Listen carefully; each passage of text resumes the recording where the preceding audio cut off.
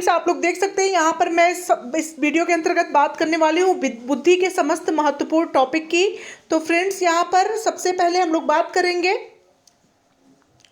बुद्धि का अर्थ एवं परिभाषा तथा स्वरूप प्रकृति। तो बुद्धि क्या है, इसका स्वरूप क्या है, इस संबंध में शिक्षाविदों एवं वैज्ञानिकों में मतभेद रहा है। अतः बुद्धि की परिभाषा उनके लक्षणों स्वरूप के आधार पर निम्नलिखित किया जा सकता है। पहला है समस्या समाधान की योग्यता। दूसरे नंबर पे है अमूर्त चिंतन की योग्यता। तीसरे नंबर पे है सीखने की योग्यता। और चौथे नंबर पे है फ्रेंड्स समायोजन की योग्यता। और पांचवें नंबर पे है समन्वित परिभाषा। ठीक है, तो सबसे नंबर 1 पे हम लोग बात करेंगे समस्या समाधान की योग्यता। तो रेक्सनाइट के अनुसार बुद्धि वह योग्यता है जो लक्ष्यों की पूर्ति में तर्क करना तथा समस्या समाधान के निमित्त हमारे मन में विचारों को जागृत करती है। ठीक है, रेक्सनाइट का कथन है कि बुद्धि वह योग्यता है जो लक्ष्यों की पूर्ति में तर्क करना तथा समस्या समाधान के निमित्त हमारे मन में विचारों को जागृत करती है। उसके बाद नंबर 2 है फ्रेंड्स बर्ट के अनुसार तो बुद्धि अच्छी तरह निर्णय करने, समझने तथा तर्क करने की योग्यता होती है। उसके बाद बात करते हैं फ्रेंड्स अमूर्त चिंतन की योग्यता की। तो नंबर 1 पे है बिने के अनुसार किसी समस्या को समझना, उसके विषय में तर्क करना तथा किसी निश्चित निर्णय पर पहुंचना बुद्धि की आवश्यक क्रियाएं हैं। ठीक है, नेक्स्ट है फ्रेंड्स, नेक्स्ट परिभाषा दी है स्पीयरमैन ने। तो स्पीयरमैन के अनुसार है बुद्धि संवर्धिक चिंतन है। ठीक है फ्रेंड्स, नेक्स्ट है टर्मन के अनुसार। तो टर्मन ने कहा है कि एक व्यक्ति उसी अनुपात में बुद्धिमान है जिसमें अमूर्त चिंतन करने की योग्यता रखता है। तो एक व्यक्ति जो है उसी अनुपात में ही बुद्धिमान होता है जिसमें वह अमूर्त चिंतन करने की योग्यता रखता है। अब बात करते हैं फ्रेंड्स सीखने की योग्यता की। तो सीखने की योग्यता के अंतर्गत नंबर 1 पे है मैकडूगल। तो मैकडूगल के अनुसार बुद्धि जन्मजात प्रवृत्ति को अतीत के अनुभव के प्रकाश में सुधारने की योग्यता है। बुद्धि क्या है, जन्मजात प्रवृत्ति को अतीत के अनुभव के प्रकाश में सुधारने की योग्यता होती है। अब बात करते हैं फ्रेंड्स नंबर 2 डियरबोर्न के अनुसार।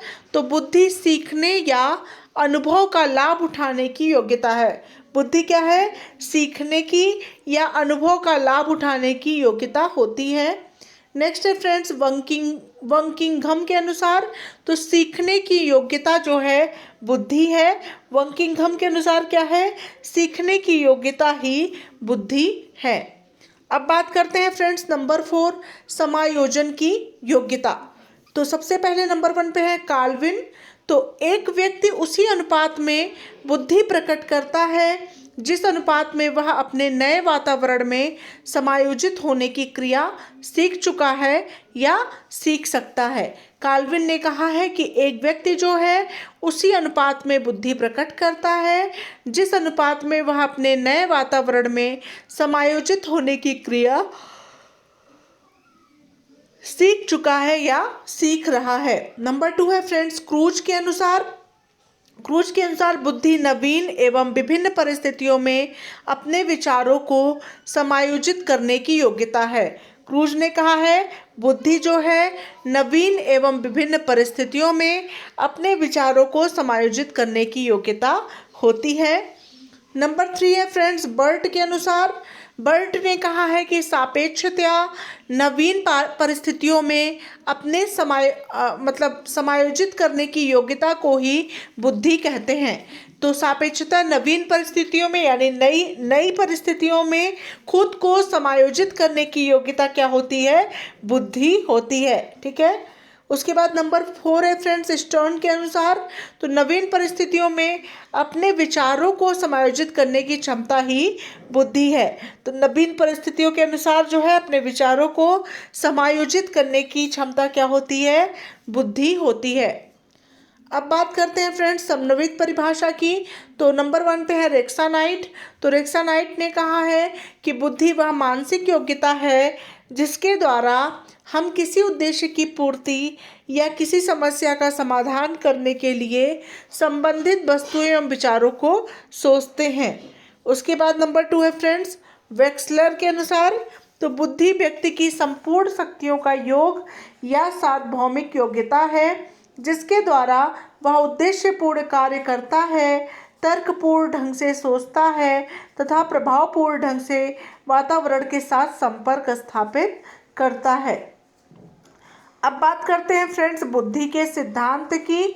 तो बुद्धि के प्रमुख सिद्धांत और उनके प्रतिपादक निम्न प्रकार से हैं। नंबर 1 पे आता है फ्रेंड्स एक कारक सिद्धांत।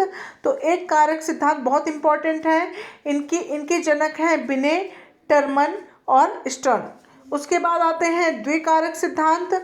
द्विकारक सिद्धांत के जनक हैं स्पीयरमैन। नेक्स्ट है बहुकारक सिद्धांत। बहुकारक सिद्धांत के जनक हैं थॉर्नडाइक। अब अगला है फ्रेंड्स समूह कारक सिद्धांत, ग्रुप फैक्टर जिसको कह सकते हैं, तो इनके जनक हैं थर्स्टन। नेक्स्ट है पदानुक्रमिक सिद्धांत। तो पदानुक्रमिक सिद्धांत के जनक हैं फिलिप वर्नन। नेक्स्ट है त्रिआयामी सिद्धांत। तो इसके जनक हैं जेपी गिलफोर्ड। नेक्स्ट है तरल ठोस बुद्धि का सिद्धांत। तो आरबी कैटल इसके जनक हैं। नेक्स्ट है फ्रेंड्स बहुबुद्धि का सिद्धांत। तो बहुबुद्धि का सिद्धांत दिया था हॉवर्ड गार्डनर ने। नेक्स्ट है संज्ञानात्मक विकास का सिद्धांत, जीन पियाजे। नेक्स्ट है त्रितंत्र का सिद्धांत, रॉबर्ट स्टैनबर्ग। अब बात करते हैं कुछ अन्य परिभाषाओं की। तो वुडवर्थ ने क्या कहा था कि बुद्धि कार्य करने की एक विधि है। कभी कभी क्या है परीक्षा में पूछ लिया जाता है बुद्धि कार्य करने की एक विधि है, ये परिभाषा किसने दिया था। 4 ऑप्शन रहेगा, वुडवर्थ, बुंड्रो, गाल्टन, थॉर्नडाइक। तो चारों में से एक ऑप्शन पर आपको टिक करना होगा। तो यहाँ पे राइट ऑप्शन होगा आपका वुडवर्थ। परिभाषा बहुत इंपॉर्टेंट है, बुद्धि से ज़रूर पूछा जाता है फ्रेंड्स। और जो परीक्षा में उपयोगी परिभाषाएं हैं उन्हीं को मैंने इस वीडियो में सम्मिलित किया है। नेक्स्ट है बुंड्रो। बुंड्रो ने कहा कि बुद्धि ज्ञान का अर्जन करने की क्षमता है। नेक्स्ट है फ्रेंड्स गाल्टन। तो गाल्टन ने कहा कि बुद्धि पहचानने तथा सीखने की शक्ति होती है। नंबर 4 पे है फ्रेंड्स थॉर्नडाइक। तो थॉर्नडाइक ने कहा कि वास्तविक परिस्थितियों के अनुसार अपेक्षित प्रतिक्रिया की योग्यता ही बुद्धि होती है। अब बात करते हैं फ्रेंड्स कुछ महत्वपूर्ण प्रश्नों की। तो समूह कारक सिद्धांत को संघात्मक सिद्धांत भी कहते हैं। ध्यान दीजिएगा, कभी कभी परीक्षा में समूह कारक सिद्धांत करके पूछा जा सकता है और कभी कभी संघात्मक सिद्धांत भी करके पूछ सकते हैं। तो समूह कारक सिद्धांत को संघात्मक सिद्धांत भी कहते हैं, ध्यान दीजिएगा।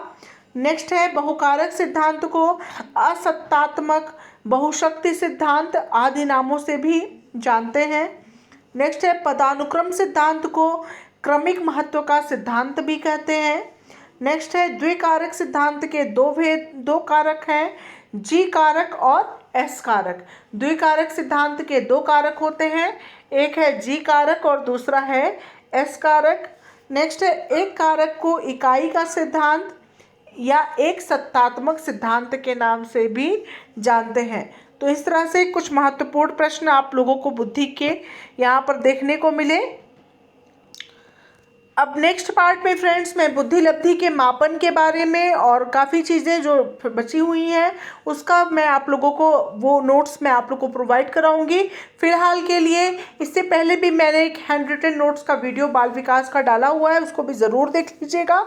उसका लिंक मैं इस वीडियो के डिस्क्रिप्शन बॉक्स में दे दूँगी और इसे भी आप लोग नोट करते चलें। हैंड रिटन नोट्स मैं आप लोग को प्रोवाइड कराती रहूँगी महत्वपूर्ण टॉपिक्स के। और इस वीडियो को ज़्यादा से ज़्यादा दोस्तों को ज़रूर शेयर करेंगे। मिलते हैं नेक्स्ट वीडियो के साथ, तब तक के लिए thank you so much friends, thanks for watching my video.